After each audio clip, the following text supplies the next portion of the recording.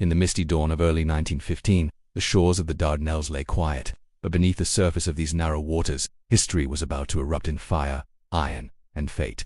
The Dardanelles, a slender, twisting strait connecting the Aegean Sea to the Sea of Marmara, formed the gateway to Constantinople, the great prize of the Ottoman Empire. For the Allied powers of Britain and France, controlling these waters promised a shortcut to victory in the First World War and a lifeline to their beleaguered Russian allies on the Eastern Front. But that short stretch of sea would become one of the deadliest naval arenas of the Great War. By early 1915, Allied war planners believed that a fleet of battleships could blast their way through the Dardanelles and force open the straits to the Sea of Marmara and beyond. The assumption was audacious. The mere presence of Allied ships before Constantinople would break the Ottoman will and withdraw Turkey from the war. In support of Russia struggling mightily against the Central Powers, Britain and France gathered a mighty armada, dreadnoughts and pre-dreadnought battleships, battle cruisers, destroyers, and submarines, a flotilla unmatched in the region. But as history would show, even a fleet of steel giants can be defeated by invisible foes lurking beneath the calm surface. The Ottoman defenders had fortified the strait heavily. Mines were strung in key choke points, massive shore batteries were positioned on both the European and Asian shores, and mobile guns were hidden among the hillsides. These defenses were no accident. Every mile of the strait was planned to funnel ships into deadly traps. Mines, cheap yet devastating, were particularly effective. Placed in deep channels and at narrow bends, these lethal charges waited silently to rip open the hulls of unwary warships. Before the main naval assault had even begun, daring submarine missions signaled a new era of underwater warfare.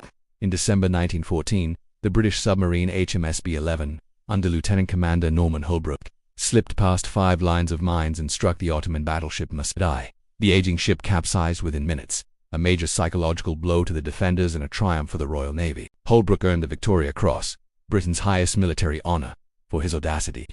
Braving mines and treacherous currents, though not all missions succeeded, these early actions hinted at what the conflict would become, a deadly contest not just of guns and armor, but of cunning and nerve. On November 3, 1914, Allied cruisers, including the battlecruiser HMS Inflexible, bombarded Ottoman coastal batteries. The intent was to soften the defenses, but it also alerted the Turks to the threat they faced. Mobilizing reinforcements, their fortifications only grew stronger as winter 1914 turned to spring 1915. By February 17th, British seaplanes were scouting above the straits. Soon after, the bombardment began in earnest, targeting Ottoman guns at Kumkale and Sadelbe, a combined arms effort that showed the Allies were committed to seizing control. Then came the moment that would decide the fate of the campaign. March 18, 1915, the largest naval engagement in the Dardanelles. The Allied fleet advanced with almost all its capital ships, seeking to crush the minefields and overpower the forts defending the narrowest parts of the strait. The fighting was fierce. Ottoman guns blazed from hidden emplacements, but the real danger lay beneath the waves. Mines laid by the clever Ottoman minelayer Nusret waited like sleeping serpents, and when the Allied ships maneuvered under fire, they struck. One by one, Allied giants fell.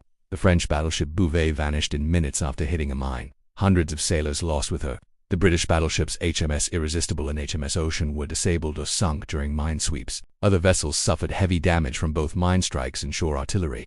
Within hours, the assault was abandoned.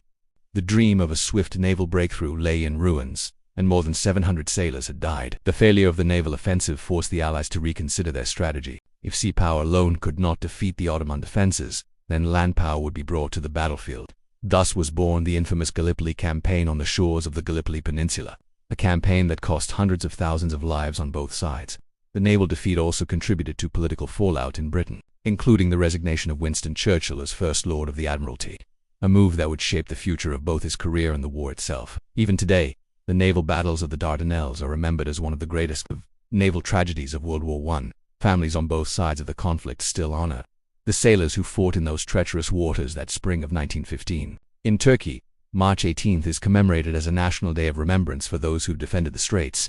This channel is dedicated to deep, cinematic explorations of history's most pivotal battles.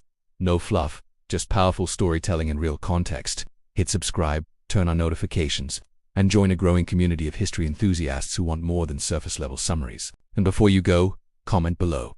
Was the Dardanelles campaign doomed from the start, or was it a missed opportunity? I read every comment. I'll see you in the next battle.